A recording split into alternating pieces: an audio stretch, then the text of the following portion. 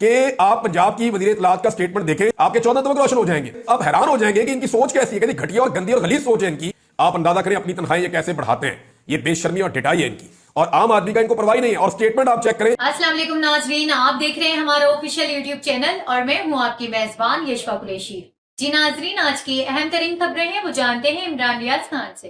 इनका इंसाफ देखें कि आम आदमी को ये मारते हैं, उसको जलील करते हैं और खुद मुफ्त की बिजली इस्तेमाल करते हैं। इनके लिए मुफ्त यूनिट होते हैं अरकान असेंबली के लिए, इन लोगों के लिए, सरकारी लोगों के लिए। अब जरा आप ये देखें कि पंजाब असेंबली में इन्होंने अपनी तनख्वाहें बढ़ा ली है।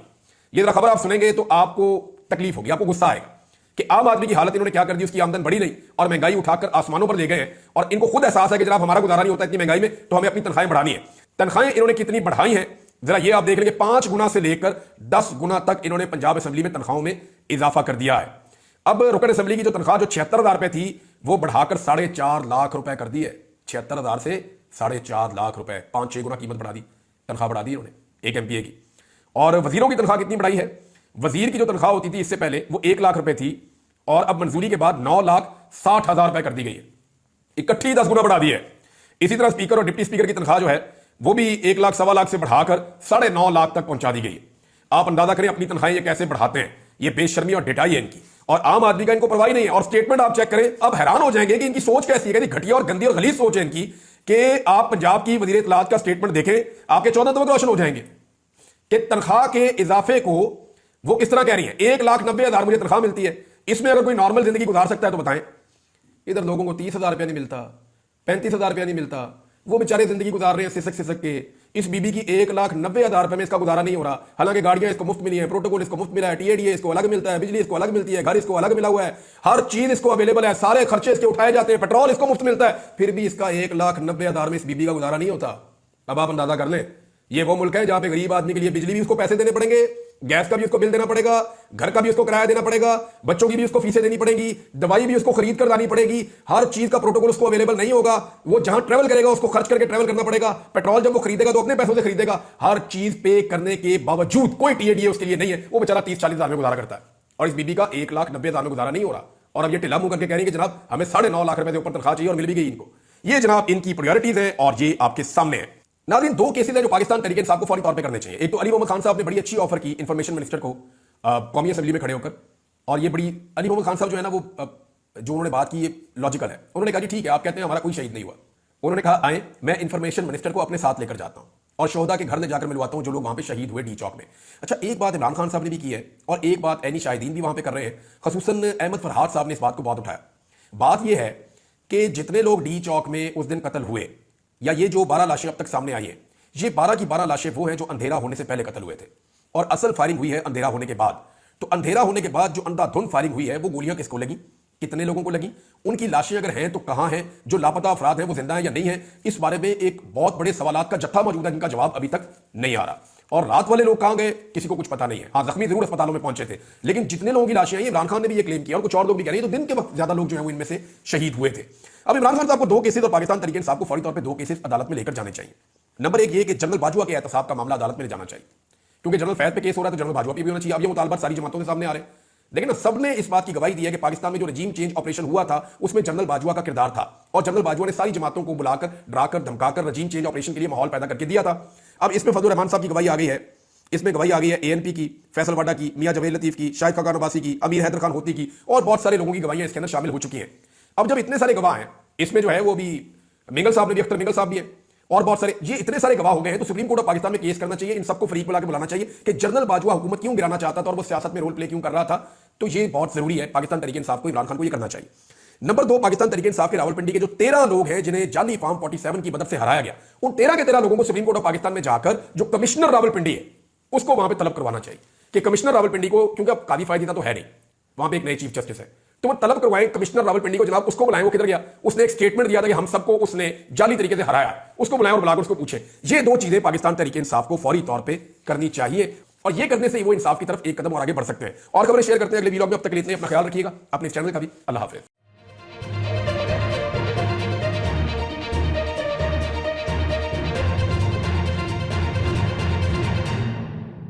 बिस्मिल्लाहिर्रहमानिर्रहीम। अस्सलाम वालेकुम नाज़रीन, आप यूट्यूब चैनल देख रहे हैं, मैं इमरान खान हूँ। 5 चीज़ें इमरान खान साहब के बारे में पूरे पाकिस्तान ने, हत्ता कि उनके बदतरीन मुखालिफिन ने वो दानिश्वर जो उनके खिलाफ रोजाना प्रोपेगेंडा करते थे, वो लोग जो इमरान खान से शदीद नफरत और बोझ में मुब्तला थे, उन लोगों ने भी इमरान खान के बारे में 5 चीजें तस्लीम की है। इससे पहले कि मैं आपको रूटीन की खबरों की तरफ लेकर जाऊं और डेवलपमेंट्स बताऊं, ये 5 चीजें आपको बताना बहुत जरूरी है। सिर्फ 1 मिनट में आपको बताऊंगा कि वो कौन सी ऐसी 5 चीजें हैं जो इमरान खान के बदतरीन मुखालिफिन ने भी आज के दिन तक इमरान खान के हवाले से तस्लीम कर ली है। नंबर 1, इमरान खान को तोड़ा नहीं जा सका और ना तोड़ा जा सकेगा। नंबर 2, इमरान खान डील नहीं कर रहा और इसके ऊपर वो बिल्कुल आमादा नहीं है। नंबर 3, अवाम में इमरान खान की मकबूलियत आज भी सबसे ज्यादा है। नंबर 4, इमरान खान पर बनाए गए केसेस ज्यादती पर मबनी है, उसके साथ जुल्म हुआ है। नंबर 5, इमरान खान के बगैर अब इस निजाम ने नहीं चलना।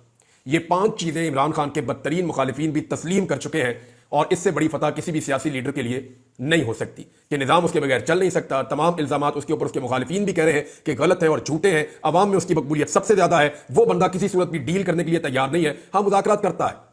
इमरान खान जब गिरफ्तार हुए 2023 में, तो अपनी गिरफ्तारी से पहले उन्होंने अदालत में बैठ के इन सवालात के जवाब दिए थे और बार बार वो ये कहते रहते कि मैं मुज़ाकरात के लिए तैयार हूं, लेकिन अपने लिए नहीं, अपने मुल्क के लिए। और फिर आखिरी चीज ये कि इमरान खान को तोड़ा नहीं जा सका। वो पाकिस्तान की तारीख का एक सख्त तरीन सियासतदान साबित हुआ है। बाकी सारे सियासतदान जेल में जाने के बाद बदल जाते हैं, उनके बयान बदल जाते हैं। जेल से बाहर आने के बाद लंबे लंबे अरसे तक वो चुप रहते हैं, हत्ता कि उनके रिश्तेदारों के ट्विटर अकाउंट, उनकी पॉलिटिकल पार्टी की जितनी पॉलिटिक्स है वो बदल जाती है। जो बंदा भी जेल में जाता है वो अपनी पार्टी को कहता है हाथ थौला रखो। ये पाकिस्तान की रवायत है। हम गौर करें, नवाज शरीफ साहब जेल में थे तो पीएमएल ने हाथ थौला कर दिया था। जरदारी साहब मुश्किल में आते हैं तो पीपल्स पार्टी जो है वो एस्टेब्लिशमेंट के मामलात में या हुकूमत के मामलात में अपना हाथ थौला कर देती है।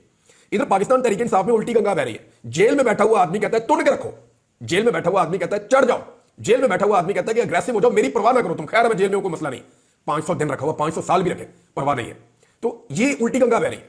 पहली दफा एक ऐसा आदमी जेल में गया है जो अपनी पॉलिटिकल पार्टी को कहता है कि तुम डिफेंसिव क्यों हो, जो अपनी पॉलिटिकल पार्टी को कहता है कि तुम घबराए हुए डरे हुए क्यों, और भाई मैं जेल में हूं, मुझे फर्क नहीं पड़ता, तुम्हें क्यों फर्क पड़ता है। हालांकि जितने लीडर भी जेल में जाते हैं वो अपनी पार्टी को कहते हैं पहले मुझे बाहर निकालो, उसके बाद फिर देखेंगे अटैक कैसे करना है।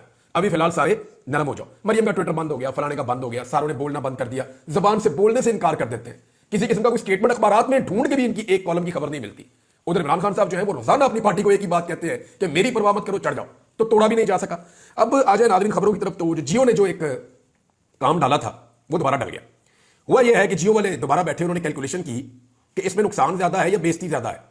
तो उन्हें यह पता चला कि बेइज्जती बहुत टका के हो गई है और हमारी पूरी की पूरी क्रेडिबिलिटी बढ़ गई है, क्योंकि हमने डोनाल्ड ट्रंप की जो कैबिनेट है उसके एक बड़े अहम रुकन के खिलाफ एक तज़हीक आमेज खबर तो लगाई। अब अमेरिका में उसको बुराई की नजर से नहीं देखा जाता, अमेरिका में उसको ऐसे देखा जाता है हम जिन्स परस्ती, यानी ये एक खास सोच है। वो लोग कहते हैं ठीक है इसकी ये सोच है, उसकी वो सोच है, कोई फर्क नहीं पड़ता। लेकिन पाकिस्तान में इसको तज़हीक समझा जाता है, आदमी को डिग्रेड करने के लिए कहा जाता है। तो जब उनको ये बताया गया जनाब कर्नल ए हो गया, तो उसने मौके पर जवाब दिया।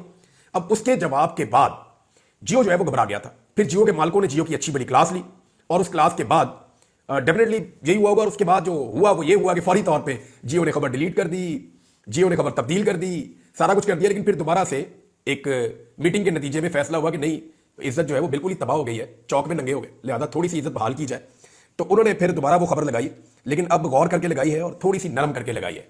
तो जियो दोबारा से उसी ट्रैक के ऊपर आया। देखते हैं इसका रद्देमल क्या आता है। लेकिन एक बात बड़ी इंटरेस्टिंग हो रही है कि जो इसी बहाने कम से कम ये पता चल गया कि डोनाल्ड ट्रंप की जो आने वाली कैबिनेट है वो पाकिस्तान के बारे में क्या सोचती है। यानी अमेरिका से कोई मुदाखलत अगर पाकिस्तान में हो तो मैं उसका सबसे बड़ा मुखालिफ हूंगा। अगर वो ये कहे पाकिस्तान में इसकी हुकूमत गिराओ और इसकी हुकूमत बनाओ, मैं सबसे बड़ा मुखालिफ हूंगा। वो कहे फलां बंदे को छोड़ो और फलां बंदे को गिरफ्तार करो, तो मैं उसका मुखालिफ हूंगा। लेकिन अगर वो ह्यूमन राइट्स के ऊपर बात कर रहे हैं तो पूरी दुनिया में करते हैं। हम भी बात करते हैं, शाम के ऊपर हम बात करते हैं, कश्मीर के ऊपर हम बात करते हैं, फलस्तीन के ऊपर हम बात करते हैं, दुनिया में जहां जहां जुल्म होता है। इवन जॉर्ज फ्लॉयड का वाकया जब अमेरिका में हुआ था तो मैंने उसके ऊपर भी लॉ किया था। अगर अमेरिका में भी जुल्म होता है तो हम उसके ऊपर बात करते हैं और उसको कंडेम करते हैं। इसी तरह उनका भी ये राइट है कि अगर यहां पे कुछ गलत हो रहा है तो उसको कंडेम करें। लेकिन एक दूसरे के अंदरूनी मामलात में हुकूमतें बनाने और बिगाड़ने में और उनके फैसलों में जो है वो हम गुलामी या आका की एक सोच जो है उसको पैदा नहीं कर सकते, और उसके मैं खिलाफ हूं और आप सब भी उसके खिलाफ है। अब यहां पे जो है वो जो बाइडन की इंतजामिया ने पाकिस्तान में होने वाली हर किस्म की नाइंसाफियों के ऊपर एक मुजरिमाना खामोशी इख्तियार की। ऐसा लगता है कि डोनाल्ड ट्रंप की जो आने वाली इंतजामिया है वो पाकिस्तान में होने वाली इंसानी हकूक की खिलाफ वर्जियों, आजादी इजहार राय के ऊपर हमलों और जो जमहूरी आजादियां हैं उन सबके ऊपर जितनी तबाही पाकिस्तान में फेरी जा रही है, ऐसा लगता है कि वो उसके ऊपर मुजरिमाना खामोशी इख्तियार नहीं करेंगे। और यही अमेरिका की पॉलिसी है और यही पॉलिसी सारी दुनिया की होनी चाहिए। बहरहाल अब देखते हैं। लेकिन ये चीज क्लियर हो गई है कि अमेरिका की आने वाली एडमिनिस्ट्रेशन की सोच क्या है। और याद रखिएगा कि पाकिस्तान की एस्टेब्लिशमेंट, अगर आप इम्कानात की बात करें तो 95% तक इम्कानात है कि पाकिस्तान की एस्टेब्लिशमेंट अपना पिछला ट्रैक नहीं छोड़ेगी और अमेरिकन एस्टेब्लिशमेंट के ट्रैक के ऊपर ही चलेगी। क्योंकि पाकिस्तानी एस्टेब्लिशमेंट आइसोलेट नहीं रह सकती मगरबी दुनिया से। इनकी सारा का सारा इन्हिसार जो है इकोनॉमी से लेकर दिफा तक और ट्रेनिंग से लेकर बेशुमार चीजों तक यानी हमारे जो मिलिट्री एस्टेब्लिशमेंट के लोग हैं या हमारी जो ब्यूरोक्रेट्स हैं या हमारे जितने सियासतदान हैं वो सब चाइना या रशिया में जाकर नहीं रहते बाद में, ये सारे जाते भी मगरबी ममालिक में, इनके बच्चे भी वहीं पढ़ते हैं, तो इनका फ्यूचर वहीं पे वाबस्ता है, घूमने फिरने भी वहीं पे जाते हैं, उन्हीं की जबान जानते हैं। पाकिस्तान में चाइनीज या रशियन नहीं सिखाई जाती, पाकिस्तान में अंग्रेजी सिखाई जाती है जो अमेरिका और यूरोप की जबान है, वहां पे ज्यादा बोली जाती है। लिहाजा जो है वो उनको इनकार करना पाकिस्तानी एस्टेब्लिशमेंट के लिए नामुमकिन में से है। अब तक तो कभी वो इनकार कर नहीं पाए, देखते हैं फ्यूचर में क्या होता है। अगली खबर जो है इमरान खान और मुज़ाकरात के हवाले से है। चंद चीजें मैं आपके सामने रख देता हूं कि हुकूमत मुज़ाकरात से क्यों भाग रही है। हुकूमत को इस बात का आइडिया है कि अगर मुज़ाकरात पाकिस्तान तहरीक इंसाफ के साथ शुरू हुए तो चंद चीजें ऐसी हो जाएंगी जो किसी कंक्लूजन की तरफ जाएंगी और उन तमाम चीजों में हुकूमत की सियासी मौत है। सियासी मौत तो हो चुकी है, इक़्तिदार भी खत्म हो जाएगा, तो फिर लंबे अरसे तक ये हर चीज से बेदखल हो जाएगी। नंबर एक, इलेक्शन मैंडेट के ऊपर बात करनी पड़ेगी, और ये पूरा पाकिस्तान नहीं पूरी दुनिया कहती है कि जाली मैंडेट है। ये जिस जगह पे जोन सा हल्का खोलेंगे वहां पे गंद पड़ जाएगा और वहां पे हुकूमत फारिग हो जाएगी। लिहाजा वो कैसे मुज़ाकरात में बैठे, साफ चोरी की हुई है, चोरी का माल सामने पड़ा हुआ है। नंबर दो, 9 मई और 26 नवंबर के ऊपर पाकिस्तान तहरीक इंसाफ इंक्वायरी मांगेगी। अब इसकी अगर रियल इंक्वायरी होती है, सीसीटीवी फुटेज आती है, तो हुकूमत का सारा बयान ही बढ़ जाएगा और 26 नवंबर में बहुत सारे लोगों के गले में फंदा फिट हो जाएगा। नंबर 3, जुडिशरी की आजादी और बहाली का तकाजा करेगी पाकिस्तान तहरीक इंसाफ मुज़ाकरात के नतीजे में। अब इसमें जो है वो अदलिया भी शामिल हो जाएगी, इसमें जो है वो वकला भी शामिल हो जाएंगे, तो यहां पे एक हुकूमत के लिए और प्रॉब्लम आ जाएगी। नंबर 4, जाली मुकदमात और जो हजारों गिरफ्तारियां हुई हैं, हुकूमत के पास इनका कोई जवाब और जवाब नहीं है। इद्दत वाला केस भी कर दिया, बहुत सारी ज्यादतियां इमरान खान के साथ हुई हैं। अगर वो ये कहते हैं कि नवाज शरीफ के साथ भी, तो देखिए नवाज शरीफ के ऊपर 1-2 केस बने, आज तक वो जवाब नहीं दे सके। इमरान खान के ऊपर 200 केस बने, ये पाकिस्तान की तारीख का वर्ल्ड रिकॉर्ड लग गया इस मामले में। तो फिर एक नए इलेक्शंस का तकाजा किया जाएगा क्योंकि मुज़ाकरात महदूद रहेंगे नहीं। इसमें एक खबर आई है और रऊफ हसन साहब ने यह दावा किया है कि इमरान खान साहब ने फजल रहमान से, महमूद खान अचकजई से और अख्तर बेंगल से भी मिलने का मुतालबा किया है। जीडीए का इमरान खान के साथ पहले इत्तेहाद है, उसके अलावा जो एक अल्लामा राजा नासिर अब्बास साहब है उनके साथ अलग इत्तेहाद है, फिर सुन्नी इत्तेहाद कौंसिल के साथ अलग है। तो ये 6-7 जमातें जब बैठेंगी इकट्ठी तो ये भी मुज़ाकरात का हिस्सा बनेगी। तो डिमांड आएगी उस वक्त नए इंतखाबात की। पाकिस्तान पीपल्स पार्टी जो है वो बिलावल को वज़ीर आज़म बनाना चाहती है। अगर इस सेटअप में सिर्फ एक ही चांस रह जाएगा पीएमएलएन के पास कि वो बिलावल को बतौर वज़ीर आज़म कबूल कर लें, अच्छा ये इसमें इनकी सियासी मौत है। अगर बिलावल को वज़ीर आज़म कबूल कर लेंगे तब तो ये सेटअप चल जाएगा। अगर बिलावल को वज़ीर आज़म कबूल नहीं करेंगे तो पीपल्स पार्टी भी एक वक्त आएगा कहेगी नए इलेक्शन में चले जाते हैं, क्योंकि पीपल्स पार्टी सिंध में कुछ ना कुछ करके कोशिश करेगी, कोई गेम डाल ले, कुछ ना कुछ करके इत्तेहादी लेके ये वो करके सिंध में हुकूमत बनाने की वो कोशिश करेंगे। हालांकि अब उनके वहां पर भी इम्कानात जितना वक्त गुजरता जा रहा है उतना कम होते चले जा रहे हैं। तो नए इलेक्शन का तकाजा बड़े जोरदार तरीके से आ सकता है। मखसूस नशिस्तें देनी पड़ जाएंगी, इसके नतीजे में सुप्रीम कोर्ट का फैसला अमल करना पड़ेगा, सियासी हकूक देने पड़ेंगे।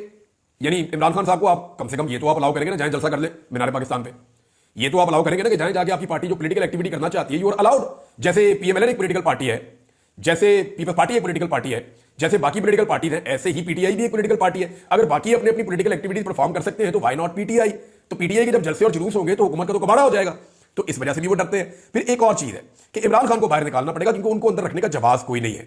नून लीग खुद ये कहती है कि इमरान खान देखिए एक ऐसा मुजरिम है जिसने जुर्म नहीं किए हुए, लेकिन नवाज शरीफ भी था इसलिए इमरान खान भी है। अब ये नवाज शरीफ के ऊपर जो हुआ वो तो आज तक मियां साहब ने जवाब दिए नहीं है। चलिए अगर आप फर्ज कर लें कि वो बेगुनाह भी थे तो क्या ये इस बात की जस्टिफिकेशन है कि इमरान खान को भी बेगुनाह अंदर रखा जाए और इमरान खान साहब को फिर अंदर नहीं रख पाएंगे, उनको छोड़ना पड़ेगा। और उनको छोड़ना जो है वो आपको पता है इस वक्त वो क्या है, इमरान खान का खुमैनी से बड़ा इस्तकबाल हो सकता है, और अगर इतना बड़ा इस्तकबाल हो गया तो मुल्क की सारी सियासत उनके हाथ में, उनकी मुट्ठी में आ जाएगी। फिर एक और चीज है कि मुज़ाकरात शुरू होते ही एस्टेब्लिशमेंट अपनी जान छुड़ा लेगी, इसका इम्कान भी है क्योंकि वो पहले ही काफी नुकसान उठा चुके हैं। एस्टेब्लिशमेंट जो मिलिट्री एस्टेब्लिशमेंट है खासतौर पर पाकिस्तान की, वो पब्लिक में और उनमें कभी इतनी दूरियां हुई नहीं, और ये रिटायर फौजी अपने मुंह से कहते हैं। और जो इस वक्त सर्विंग फौजी हैं वो अगर हमारे से रब्ता करते हैं जाती हैसियत में तो वो भी कहते हैं कि मजा नहीं आ रहा। यानी इस जॉब के अंदर हमने जो मकबूलियत और जो पब्लिक के साथ एक प्यार और मोहब्बत देखा वो गिलों और शिकवों में तब्दील हो गया गुज़िश्ता 2-2.5 साल के अंदर, और उसका उनको दुख है। अब इधर जो मिलिट्री के ज़ेरे निगरानी चलने वाले सनती इदारे हैं उनके बाइकआउट ने भी एक अलग परेशानी पैदा की हुई है। वहां पे रोजाना तस्वीर लग रही है कि चीज़ों की कीमतें कम की जा रही हैं, फिर भी वो नहीं बिक्री।